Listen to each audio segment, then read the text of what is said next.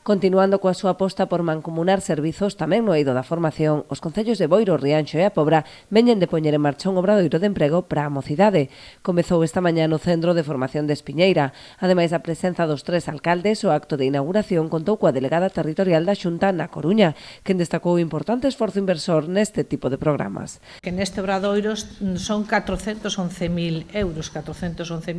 que son para poder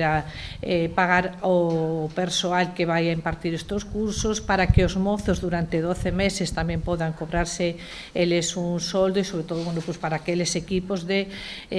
mantenimiento fagan falta. Neste caso, se optou, e así o decidiron os concellos, de que a formación fuera para informática, en concreto falabades de microinformática, atendéndonos a que, en esta área destes concellos, entendemos que eles han revisado que hai demanda,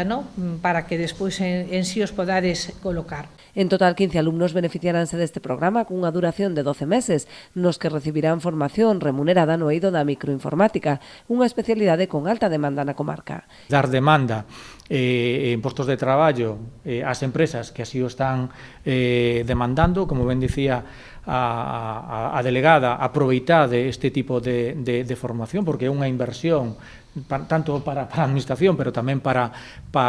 vos, ides a ter un certificado profesional, o que conlleva, que é un documento que vos vai abrir moitísimas portas, ides estar formando e ao mesmo tempo por recibir un diñeiro para os vosos gastos. Moi poucas veces se ven eso e,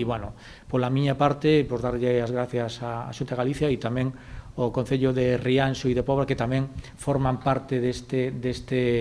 obradoiro. Esta colaboración entre os 3 concellos non é nova, senón que hai xa 2 anos que desenvolven de forma conxunta o Plan Integrado de Emprego.